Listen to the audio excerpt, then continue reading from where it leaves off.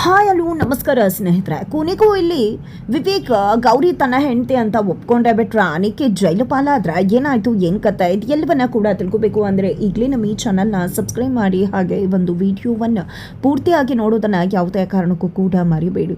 ಇಲ್ಲಿ ವಿವೇಕ್ ಮತ್ತೆ ಗೌರಿ ಇಬ್ರು ಕೂಡ ಅನಿಕೇತ್ ಹಾಕಿ ಮೋನಿಕಾನ ರೆಡ್ ಹ್ಯಾಂಡ್ ಆಗಿ ಇಡಿಬೇಕು ಅಂತ ಹೇಳಿ ಒಂದು ಹೋಟೆಲ್ಗೆ ಬಂದಿದ್ದಾರೆ. ಆದ್ರೆ ಅತ್ತ ಕಡೆ ಪೂಜೆ ನಿಂತು ಹೋಗಿದೆ.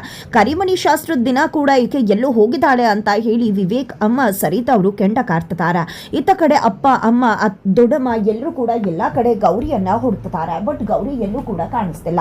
ನೋಡಿದ್ರ ನಿಮ್ಮ ಸೊಸೆ ನಿಮ್ಮ ಮಗಳು ಯಾವ ರೀತಿ ನಮ್ಮ ಮನೆ ಮರ್ಯಾದೆ ತೆಗಿತಿದ್ದಾರೆ ಅಂತ.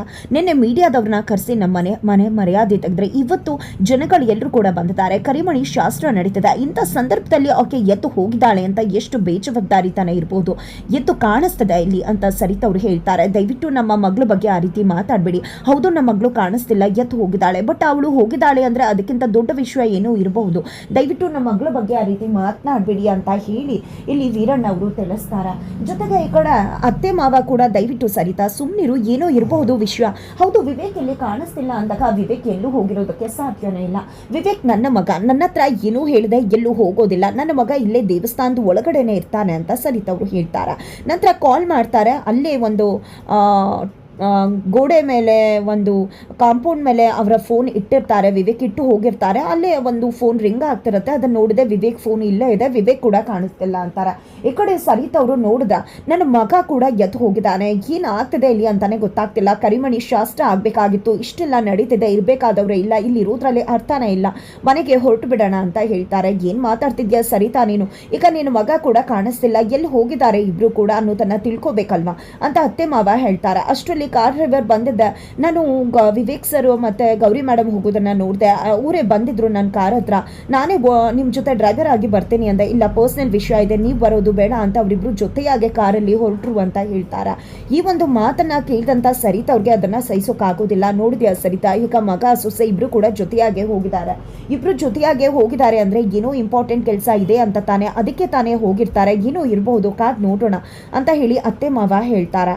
ಅತ್ತ ಕಡೆ ವಿವೇಕ್ ಮತ್ತೆ ಗೌರಿ ಇಬ್ರು ಕೂಡ ಹೋಗ್ತಿದ್ದಾಗೆ ಮೋನಿಕಾ ಅಲ್ಲಿಂದ ಎದ್ದು ಹೋಗ್ಬಿಡ್ತಾಳೆ. ಆದ್ರೆ ಅನಿಕೇತ್ ರೆಡ್ ಹ್ಯಾಂಡ್ ಆಗಿ ಸಿಕ್ ಹಾಕುತ್ತಾರೆ. ಹೊರಗಡೆಯಿಂದ ಇಲ್ಲಿ ವಿವೇಕ್ನ ತಮ್ಮ ಹಾಗೆ ಚಿನ್ಮಯಿ ಇಬ್ರು ಕೂಡ ನೋಡ್ತಿದ್ದಾರೆ. ಈ ಕಡೆ ವಿವೇಕ್ ಬಂದಿದ್ದೆ, ಏನಕ್ಕೆ ಇಲ್ಲಿದ್ಯಾ ಮೋನಿಕಾ, ಯಾಕೆ ಇಲ್ಲಿಗೆ ಬಂದಿದ್ಯು, ಎಂತ ಮಹಾನ್ ಕೆಲಸ ಮಾಡ್ಬಿಟ್ಟೆ. ಗೌರಿ ಅವತ್ತಿಂದ ಹೇಳ್ತಾನೆ ಇದ್ಲು ನೀನೇ ಇದಕ್ಕೆಲ್ಲ ಕಾರಣ ಅಂತ. ಆದ್ರೆ ನಾನು ಗೌರಿ ಮಾತನ್ನ ನಂಬಲೇ ಇಲ್ಲ. ಆದ್ರೆ ಇವತ್ತು ನಿನ್ನ ರೆಡ್ ಹ್ಯಾಂಡ್ ಆಗಿ ಹಿಡ್ದು ಹಾಕಿದ್ಮೇಲೆ ಅರ್ಥ ಆಗ್ತದೆ ಎಂತ ದ್ರೋಹ ಮಾಡ್ದ. ನಿನ್ನಂತವ್ನ ನಾವು ನಮ್ಮ ಮನೆಯಲ್ಲಿ ಬೆಳೆಸಿದ್ದು, ನಿನ್ನ ನಮ್ಮ ಮನೆ ಮಗ ಅಂತ ಅನ್ಕೊಂಡ್ ಬೆಳೆಸಿದ್ವಿ, ಆದ್ರೆ ಎಂತ ದ್ರೋಹ ಮಾಡ್ಬಿಟ್ಟೆ ನೀನು ಇಂಥವ್ನು ಅಂತ ಹೇಳಿ ಮನೆಯವ್ರಿಗೆಲ್ಲ ಗೊತ್ತಾದ್ರೆ ಮನೆಯವರೆಲ್ಲ ಹೇಗೆ ನಿನ್ನ ಬಗ್ಗೆ ಅನ್ಕೋಬಹುದು, ಅವ್ರ ಮನಸ್ಸಿಗೆ ಎಷ್ಟು ಘಾಸಿ ಆಗ್ಬಹುದು ಅಂತ ಹೇಳಿ ವಿವೇಕ್ ಅನಿಕೇತ್ನ ತರಾಟೆಗೆ ತಗೋತಿದ್ದಾರೆ. ಆದ್ರೆ ಅನಿಕೇತ್ ಮಾತ್ರ ಸ್ವಲ್ಪ ನನ್ನ ಮಾತನ್ನ ಕೇಳುವುದು, ವಿವೇಕ ನೀನು ಅನ್ಕೊಂಡಾಗೆ ಏನೂ ಇಲ್ಲ, ನೀನು ತಪ್ಪು ತಿಳ್ಕೊತಿದ್ಯಾ ಅಂತಿದ್ದಾಗೆ ಏನು ತಪ್ಪು ತಿಳ್ಕೊಳ್ಬೇಕಾಗಿರೋ ಅವಶ್ಯಕತೆ ಇಲ್ಲ, ಕಣ್ಣಾರೆ ಕಂಡಿದ್ದೀನಿ, ಅದನ್ನೇ ಮಾತನಾಡ್ತಿದ್ದೀನಿ ಅಂತ ಹೇಳಿ ಕೆನ್ನೆಗೆ ರಪ್ಪ ಅಂತ ಹೇಳಿ 4 ಹೊಡಿತಾರೆ. ಎಂತ ತಪ್ಪು ಮಾಡಿಬಿಟ್ಟೆ ನೀನು, ನನ್ನ ಜೀವನನ ಹಾಳು ಮಾಡಬೇಕು ಅನ್ನೋ ಕಾರಣಕ್ಕೆ ಇಡೀ ಮನೆ ಮರ್ಯಾದೆಯನ್ನೇ ತೆಗೆದುಬಿಟ್ಟಿಯಲ್ಲ. ನೀನು ಮಾಡಿದ್ರಿಂದ ಮನೆ ಮರ್ಯಾದೆ ಎಷ್ಟು ಹೋಯ್ತು ಅನ್ನೋದು ನಿನಗೂ ಕೂಡ ಗೊತ್ತಿದ್ಯಾ, ಯಾಕೆ ರೀತಿ ಮಾಡಿಬಿಟ್ಟೆ ನೀನು ಅಂತ ಕುತ್ತಿಗೆ ಪಟ್ಟಿ ಹಿಡಿದು ಪ್ರಶ್ನೆ ಮಾಡ್ತಿದ್ದಾರೆ. ಇತ್ತ ಕಡೆ ಗೌರಿ ನನ್ನ ಅಕ್ಕನ ನಂಬಿಸಿ ಮೋಸ ಮಾಡಿ ಅಲ್ಲಿಂದ ಕರ್ಕೊಂಡು ಹೋಗಿದ್ದೆ, ಈಗಲೂ ಕೂಡ ನನ್ನ ಅಕ್ಕನಿಗೆ ಕೈ ಕೊಟ್ಟು ಇವತ್ತು ನನ್ನ ಅಕ್ಕ ಮನೆಯಲ್ಲಿ ಕುತ್ಕೋಬೇಕಾಗಿದೆ, ಎಲ್ಲರೂ ಕೂಡ ಅವಳನ್ನ ಮನೆ ಮರ್ಯಾದೆ ತೆಗೆದವಳು ಅಂತ ಎಲ್ಲರೂ ಕೂಡ ಬೈತಿದ್ದಾರೆ. ಅಪ್ಪ ಅಮ್ಮ ತಂಗಿ ಎಲ್ಲರೂ ಕೂಡ ಪ್ರತಿದಿನ ಅವಳಿಗೆ ನೋವು ಕೊಡ್ತಿದ್ದಾರೆ. ನನ್ನ ಅಕ್ಕ ನೋವನ್ನ ಅನುಭವಿಸ್ತಿದ್ದಾಳೆ, ಅದಕ್ಕೆಲ್ಲ ಕಾರಣನೇ ನೀನು, ನನ್ನ ಬದುಕನ್ನ ಹಾಳು ಮಾಡಿದೆ, ನಮ್ಮಿಬ್ಬರ ಬದುಕನ್ನ ಹಾಳು ಮಾಡ್ದವ್ ನೀನು ಅಂತ ಹೇಳಿ ಇಲ್ಲಿ ಗೌರಿ ಕೂಡ ಅನಿಕೇತ್ ವಿರುದ್ಧ ಸಿಡಿದು ಹೇಳ್ತಿದ್ದಾರೆ. ಆದ್ರೆ ಅನಿಕೇತ್ ಮಾತ್ರ ನೋಡು, ಗೌರಿ ಮಾತನ್ನ ನಂಬೇಡ ವಿವೇಕ್, ನನ್ನ ಮಾತನ್ನ ಕೇಳುವ ರೀತಿ ಏನೂ ಇಲ್ಲ, ನಿಜಕ್ಕೂ ಏನಾಗಿದೆ ಅನ್ನೋದನ್ನ ನೀನು ಮೊದಲು ತಿಳ್ಕೊ ಅಂತ ಹೇಳಿ ಹೇಳ್ತಿದ್ದಾಗೆ ಏನ್ ತಿಳ್ಕೋಬೇಕು, ಅವಳು ನನ್ನ ಹೆಂಡತಿ ಅಂತ ಹೇಳ್ತಾರೆ. ಗಂಡ ಹೆಂಡತಿರು ಒಂದಾಗ್ಬಿಟ್ರೆ ಸರಿ ಆಯ್ತು ಬಿಡಿ, ನೀವಿಬ್ರು ಒಂದಾಗಬೇಕು ಅನ್ನೋದು ನನ್ನ ಆಸೆ ಕೂಡ ಆಗಿತ್ತು. ಆದ್ರೆ ದಯವಿಟ್ಟು ನನ್ನ ಮೇಲೆ ಅನುಮಾನ ಪಡಬೇಡ ವಿವೇಕ್, ನಾನು ಎಂದೂ ನಿನಗೆ ಕೆಡಕನ್ನ ಬಯಸ್ತವನಲ್ಲ, ನಾನು ಯಾವತ್ತೂ ನಿನ್ನ ಒಳ್ಳೆತನವನ್ನೇ ಬಯಸ್ತವನು, ದಯವಿಟ್ಟು ಅರ್ಥ ಮಾಡ್ಕೊ ಅಂತ ಹೇಳಿ ಹೇಳ್ತಿದ್ದಾರೆ ಇಲ್ಲಿ ಅನಿಕೇತ್ ಕೂಡ. ತದನಂತರ ಇಲ್ಲಿ ವಿವೇಕ್ ಮಾತ್ರ ಅನಿಕೇತ್ ಮಾತನ್ನ ಕೇಳುವುದಕ್ಕೆ ರೆಡಿ ಇಲ್ಲ. ಇತ್ತ ಕಡೆ ಗೌರಿ ಕೂಡ ಹೌದಾ, ಹಾಗಿದ್ರೆ ನೀನು ಆ ತಪ್ಪನ್ನ ಮಾಡಿಲ್ಲ ಅಂದ್ರೆ ನಮ್ಮಿಬ್ರು ಮದುವೆ ಆಗ್ಬೇಕಾಗಿದ್ರೆ ಎಲ್ಲಿ ಹೋಗಿದ್ದೆ ನೀನು, ಆಕ್ಸಿಡೆಂಟ್ ಆಗಿತ್ತು, ಫ್ಯಾಕ್ಟ್ರಿ ಆಕ್ಸಿಡೆಂಟ್, ಅದಕ್ಕೆ ಹೋಗಿದ್ದೆ ಅಂತ ಹೇಳ್ತೀಯಾ, ಪ್ರೂಫ್ ಎಲ್ಲಿ, ಪ್ರೂಫ್ ತೋರಿಸು, ಫೇಕ್ ಕಾಲ್ ಅಂತಾನು ಬೇಕಾದ್ರೆ ಹೇಳ್ಬಿಡ್ತೀಯಾ ಅಲ್ವಾ. ಹಾಗಿದ್ರೆ ಅಷ್ಟು ದಿನಗಳ ಕಾಲ ಮನೆಗೆ ಯಾಕೆ ವಾಪಸ್ ಬರಲಿಲ್ಲ, 3-4 ದಿನ ಎಲ್ಲಿದ್ದೆ ನೀನು, ನನ್ನ ಅಕ್ಕನ ಕರ್ಕೊಂಡು ಹೋಗಿ ಹೋಟೆಲ್ನಲ್ಲಿ ಇರಿಸಿ ಆ ನಂತರ ನಮ್ಮ ಮನೆಗೆ ಬಂದು ಅವಳಿಗೆ ಕೈ ಕೊಟ್ಟಿದ್ದೆ ಅಲ್ವಾ ನೀನು. ನನಗೆ ತುಂಬ ಚೆನ್ನಾಗಿ ಅರ್ಥ ಆಗುತ್ತೆ, ನನ್ನ ಅಕ್ಕಂಗೆ ಮೋಸ ಮಾಡ್ತಿದ್ಯಾ ನೀನು, ಅವಳನ್ನ ನಂಬಿಸಿ ಮೋಸ ಮಾಡಿ ಎಳ್ಕೊಂಡು ಹೋದೋ ನೀನು ಅಂತೆಲ್ಲ ಹೇಳ್ತಿದ್ದಾಳೆ. ಆದರೆ ಇಲ್ಲಿ ಅನಿಕೇತ್ ಮಾತ್ರ ನಂಬ್ತಿಲ್ಲ. ಬಟ್ ಇಲ್ಲಿ ಗೌರಿ ಮಾತಾಡಬೇಕಾದ್ರೆ ನೀನು ಮಾತಾಡಬೇಡ, ನಂದು ವಿವೇಕ್ಗೆ ಸಂಬಂಧಪಟ್ಟಿದ್ದು ಅಂತ ಅನಿಕೇತ್ ಹೇಳಿದಾಗ ಆಕೆ ನನ್ನ ಹೆಂಡತಿ, ಅವಳಿಗೆ ರೈಟ್ಸ್ ಇದೆ ಅಂತ ಹೇಳ್ತಾರೆ. ಜೊತೆಗೆ ನೀನು ಮೋಸ ಮಾಡಿರೋದು ಅವ್ರ ಅಕ್ಕ ಮೋನಿಕಾಗೆ.